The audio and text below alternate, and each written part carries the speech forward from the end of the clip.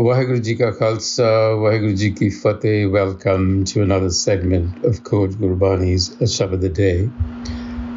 The recitation from a-sabad-a-day continues. These are compositions of Bhagat Kabir Ji, composed in the rag Asa. In this particular passage, Kabir Ji uses the example of Ravan, the legendary king and opponent of the king Ram, son of Dashrath, not to be confused with the Ram of Gurbani. But Kabir has used that example to make the point that no matter how powerful you are, no matter what your material wealth, no matter what your political power, it essentially is an illusion of security and control. And he contrasts it with the enduring peace and stability that comes from Naam, spiritual wisdom. So that's the message here. Let's consider the passage. Asa Lanka sa kot samund si khai. Lanka sa kot. Lanka, of course, is a reference to the kingdom. It is believed that it is in current Sri Lanka, but that's one opinion and the prevalent opinion, so we will not argue with that. The kingdom of Ravan, Lanka sa kot. It was believed to be atop the mountain Trikuti, which was a peak of the highest summit, Mahameru.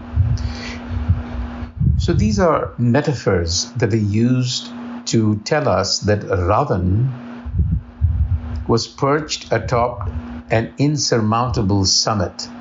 In other words, his kingdom, Lanka, had an impregnable fort, Lanka sa kot, which was surrounded by a moat.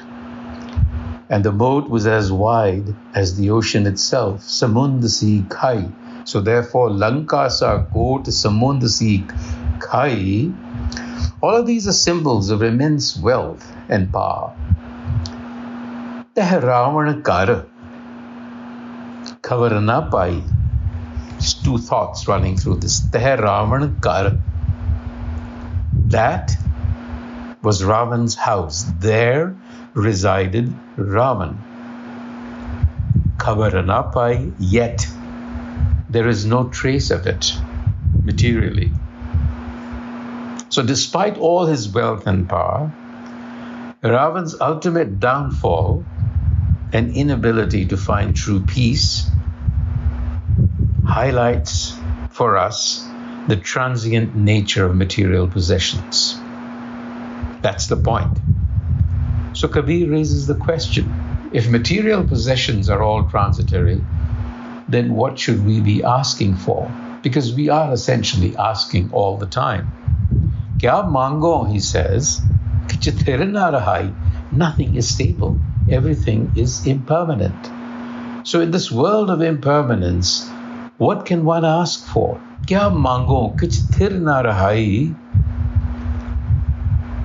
Dekhat nain chalyo jag jai. Everything passes away right before my eyes, is what Kabir is saying. So the question really is, what should I ask for? But he doesn't really provide the answer until further down in the passage.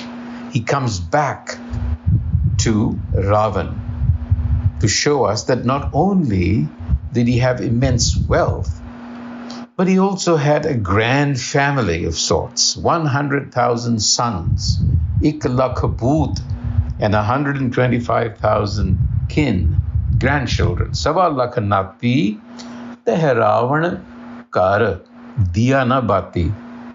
Ravan de kar. In that Ravan's house, no one lights a lamp. In other words, It's deserted. It's desolate. Ultimately, desolation is what overcomes everything. Furthermore, Chand Suraj Jaake Tapta Rasoi, the sun and the moon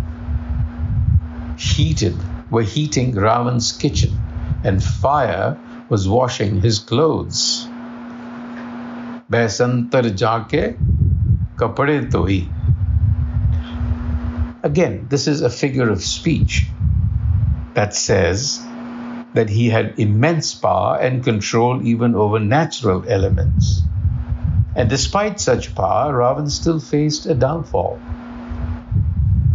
He's repeating that same point over and over again. Don't get carried away. Now he comes to what we should be asking for and where we should actually reside. Gurmati Ramme Naam Basai. Gurmati through Gur wisdom. Ramme is the Ram that is all pervasive. And its wisdom is Naam. So through Gur wisdom, through the Guru, install the wisdom of Ram in your heart, in your mind. Asthir rahe, na kathu jai. Asthir, unstable, rahe. So what was asthir becomes rahe, meaning stable, remains. So the wavering mind will settle.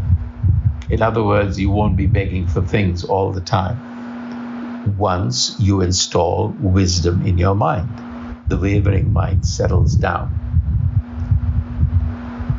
Kathuna Jai, self-knowledge is eternal. It does not go away. So eventually Kabir says, Kahat Kabir, Sunore Lui, listen to me, folks. He's addressing people at large. Lok. Ram Naam bin Mukat na hui. Without self-knowledge, Ram Naam, there is no liberation. And liberation comes when we start cultivating virtue in place of vice. Vice simply means the mind's tendency to satisfy sensory desire, which, as Kabir is saying, is temporary, it's impermanent, it doesn't last, it just creates an addiction. So we have to not so much get rid of it entirely, but to control it, to modify our appetites, a modest appetite, middle of the road, no extremes. That is the message that Kabirji gives us through the example of Ravan. Vaheguru Ji ka Khalsa, Vaheguru Ji ki Fateh.